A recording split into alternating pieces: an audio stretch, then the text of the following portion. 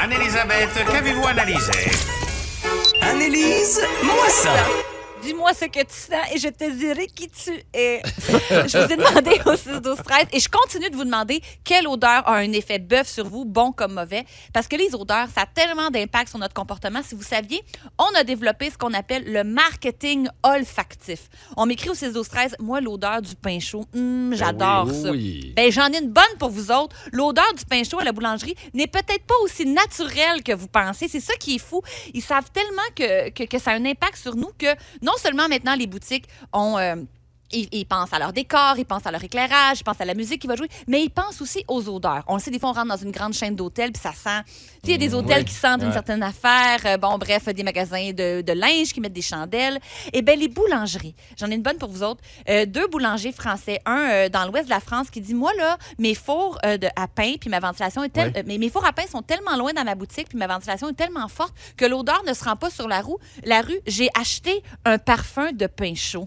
Voyons donc. Pour que ça se diffuse sur le trottoir. Il y a une espèce de petite bouche d'aération. Là. Puis là, les gens sentent ça, puis un bon croissant. Ça a l'air que les chiffres d'affaires ont drastiquement augmenté depuis que ces boulangers-là mettent comme un surplus d'odeur. Mais non seulement ça, c'est une chose. Mais là où ça va trop loin, selon certains, c'est que du monde qui ont des boulangeries, mais qui n'ont même pas de four en arrière. C'est juste du pain congelé qu'ils vendent. Mais ils achètent l'odeur de pain chaud, puis le monde rentre, puis ils font comment je vais vous prendre du pain, tout ça. Puis là, ben, ils ont du pain pas congelé, mais ils font pas de pain sur place, là. Fossoyeur. Ben quand même!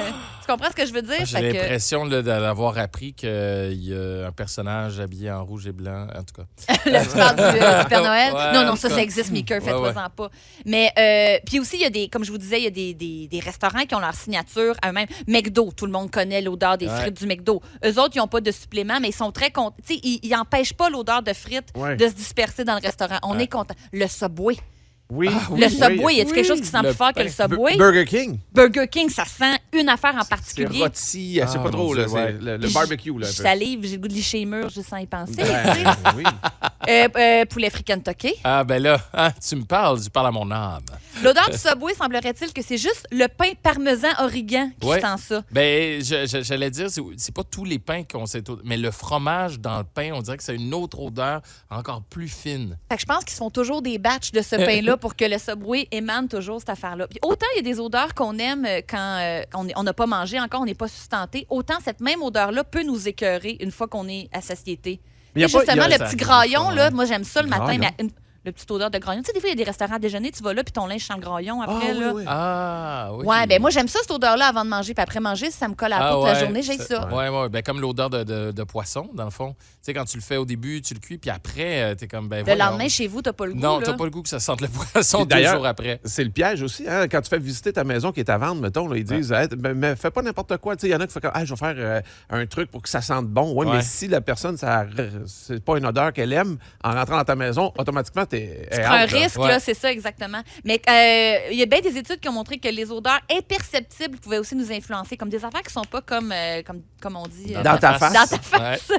Choisir une chaise au hasard dans une pièce, les chaises qui ont reçu une odeur étaient plus choisies que les chaises sans odeur. Ils mettaient des tout petits parfums sur les petites chaises. Les gens achetaient plus des petites chaises qui sentaient des petits parfums. Oui, mais moi, je t'avoue que s'il y a le parfum Chloé sur une chaise, c'est sûr que je l'achète. Je sais pas pourquoi. Ce parfum-là et le parfum au melon. Tu sais, genre une espèce de parfum un peu cheap là, qui sent le melon. C'est les 2 odeurs, moi, qui me rappellent des gens que j'ai appréciés dans ma vie. Puis ça me... Ah, mon Dieu, j'ai tout le temps envie de prendre la personne dans mes bras. Puis il pourrait me vendre n'importe quoi avec ça.